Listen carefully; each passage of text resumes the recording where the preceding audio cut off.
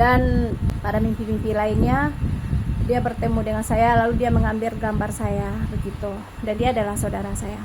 Ternyata ketika Allah pertemukan kami, semua yang saya lihat di mimpi itu persis sama dengan kejadian.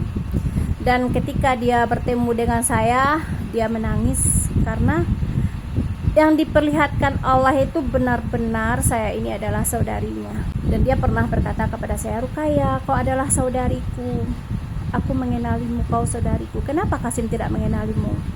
Aku mengenali saudariku dan aku mengenali umat-umat Nabi Muhammad. Allah telah merubahku satu malam dan aku mengenali semuanya.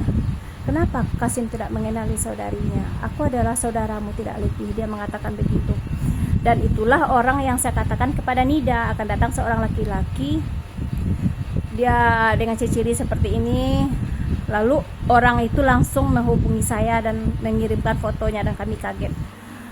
Begitulah cara Allah mempertemukan, dan saya tidak mengada-ada karena ada Allah perantara dari kejadian ini. Dan Allah menyebut al-mubasyirat, satu petunjuk yang tersisa di akhir zaman. Dan di dalam al-mubasyirat yang Allah berikan kepada saya, di sana Allah memperlihatkan tentang Nabi Isa turut diapit 2 sayap malaikat, dan Nabi Isa itu tidak mendarat di tubuh seseorang, dan tentang seorang laki-laki yang tidak tahu siapa dirinya, dan semua itu dari Allah. Jika saya tidak mengisahkan, saya ingkar kepada Allah, karena di dalam Al-Mubasyirat itu terdapat pesan Allah untuk kita kembali kepada Allah, menggenggam hukum-hukum Allah, ayat suci Al-Quran, dan berjalan di jalan Nabi Muhammad yang tak patuh kepada Allah. Karena kita telah berada di akhir zaman, dan Allah mengingatkan kita, itulah kasih sayang Allah kepada kita. Allah tidak membiarkan kita. Allah ingin kita semua kembali kepadanya, lalu jangan syirik, hilangkan semua kesyirikan. Lalu Allah turunkanlah rahmat di muka bumi ini, dan Allah membantu saudara kita di Palestina. Kita harus kembali dulu kepada Allah. Itulah yang Allah sebut saling berpesanlah kalian dengan sabar, saling berpesanlah dengan kasih sayang, itulah golongan kanan. Dan Allah ingin kita kembali kepada Allah, lalu Allah membantu kita, Allah menolong kita, Allah menurunkan rahmatnya untuk kita. Dan Allah memperingatkan tentang hari kiamat itu, Allah berikan dalilnya surat Ghafir ayat 15. Dan tidak ada lagi nabi dan rasul. Saya tidak pernah mengatakan diri saya utusan, saya tidak pernah. Saya hanya budak yang dijadikan Allah untuk menyampaikan pesan-pesannya. Dan saya hanyalah budak, debu. Ketika Allah menyuruh saya menyampaikan pesannya, saya berkata melalui kalbu sanubari, "Tidak ya Allah, aku hanyalah debu." Dan Allah mengatakan kepada saya, "Aku jadikan engkau debu yang berguna." Jadi jika menyampaikan pesan Allah, saya berguna di mata Allah, tentu saya melakukannya. Siapa yang tidak mau berguna di mata Allah, maka saya lakukan. Dan saya banyak mendapatkan ujian dengan menyampaikan pesan Allah, banyak sekali. Namun Allah menguatkan saya dan menjaga saya. Allah berjanji menjaga saya, dan Allah memperlihatkan berbagai hal kepada saya dengan kun fayakunnya, dengan mimpi, dengan apa yang Allah kehendaki. Dan Allah memasukkan kita orang-orang yang patuh kepada seruan Allah pada golongan kanan, satu golongan yang mulia di yaumul mahsyar. Dan Allah memperlihatkan kepada saya tempat golongan kanan itu di sisi suhada, pahalanya menyamai suhada, dan kematian yang indah. Dan Allah pernah mematikan saya, karena saya dijadikan Allah saksi. Tentu saya harus merasakan bagaimana kematian suhada itu, bagaimana saksi itu. Saksi itu tidak berkata-kata saja, tapi mengalami dan mempersaksikan. Dan saya mempersaksikan keagungan Allah. Allah mematikanku, menghidupkanku, mematikan aku lagi dan menghidupkan aku lagi. Dan kelak kepada Allah ku kembali. Bagaimana aku akan ingkar kepada Allah? Karena aku merasakan kematian yang nikmat. Lalu aku takut kepada Allah, karena Allah itu sesukanya mematikan dan menghidupkan saya. Sangat berkuasanya Allah dengan jiwa saya. Dialah Allah. Jadi ketika saya dimatikan Allah, saya tidak bermimpi, saya sedang berselawat. Tapi ruh saya dicabut dari ibu jari kaki. Lalu saya merasakan perjalanan ruh di dalam tubuh dengan bergelombang dengan nikmat luar biasa. Dan saya telah merasakan saya bukan di dunia lagi tempatnya. Dan saya merindukan Allah, sangat merindukan Allah. Dan anak-anak saya itu bukan milik saya lagi, milik ayahnya. Begitulah di dalam mimpi saya, di dalam yang Allah jadikan saya dengan kematian yang dia kehendaki, bukan mimpi. Dan ketika Allah mengembalikan ruh saya lagi, saya berkata sebelumnya, apakah aku bertemu lagi dengan anak-anakku? Dan saya hanya ingin Allah saja. Lalu ruh saya naik ke langit dengan cepat luar biasa, dengan ringan, dengan nikmatnya. Akan tetapi Allah menghidupkan saya lagi, dan Allah memenuhi janjinya. Saya dipertemukan lagi dengan anak-anak saya, dan Allah berkata, persaksikan kebenaranku. Allah bersaksi, akulah Allah yang menggenggam jiwamu. Akulah Allah yang menggenggam jiwa-jiwa. Jadi Allah memberikan dalilnya surat Al-Baqarah ayat 28. Jadi di situ saya kaget, karena di sana disebutkan bagaimana kita ingkar, bagaimana kamu ingkar. Allah mematikan, menghidupkan, dan kelak kepada Allah lah engkau kembali.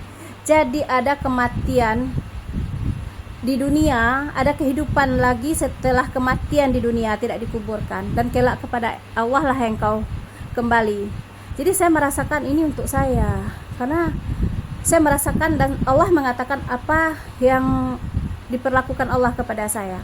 Jadi kelak kepada Allah saya kembali. Jadi ketika Allah menghidupkan saya untuk kedua kalinya, saya berkata, apakah saya bertemu lagi dengan anak-anakku? Di lain waktu Allah melakukannya lagi. Dan ketika Allah mengembalikan ruh saya berkata arahnya kepada suami saya, jujur ya bang, ini kehidupan terakhirku. Jadi di sana juga Allah memberikan pelajaran kepada suami saya.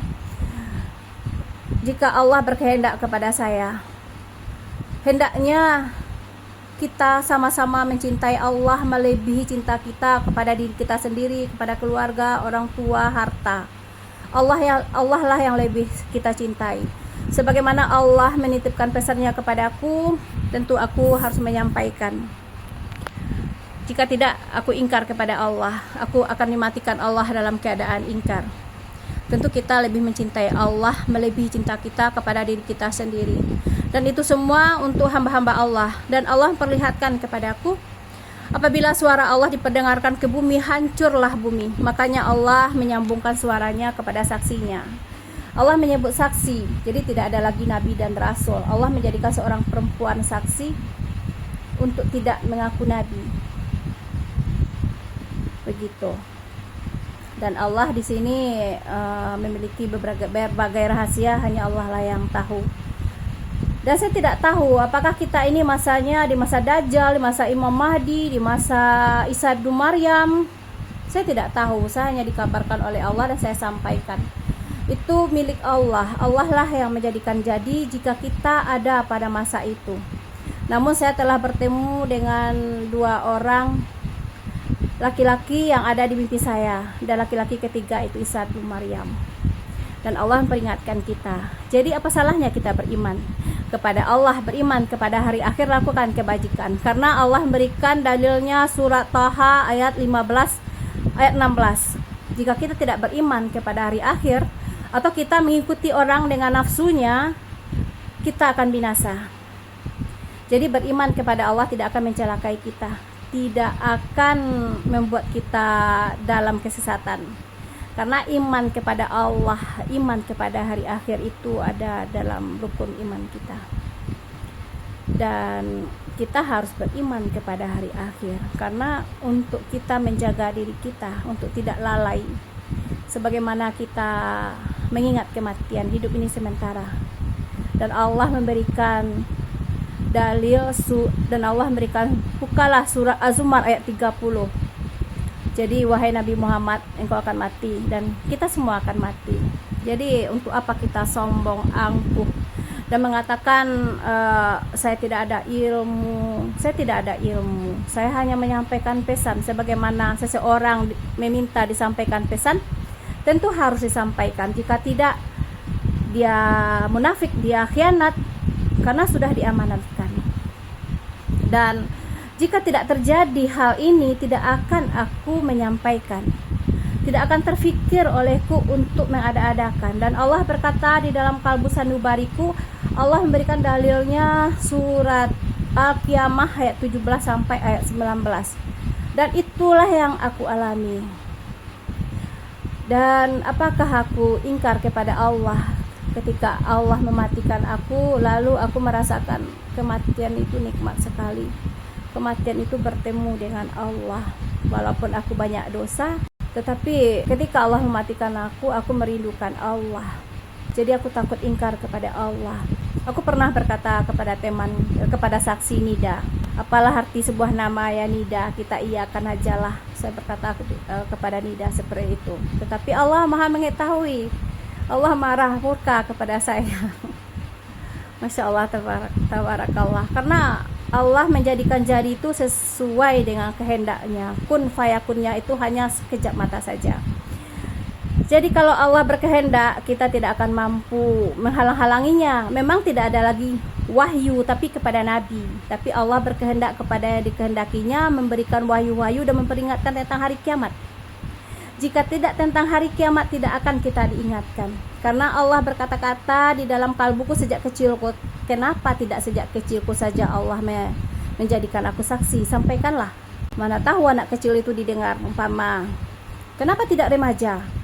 Kenapa tidak saya tua? Kenapa sangat tua saat ini di ujung usia saya? Karena inilah masanya dan Allah Maha mengetahui, kita tidak mengetahui.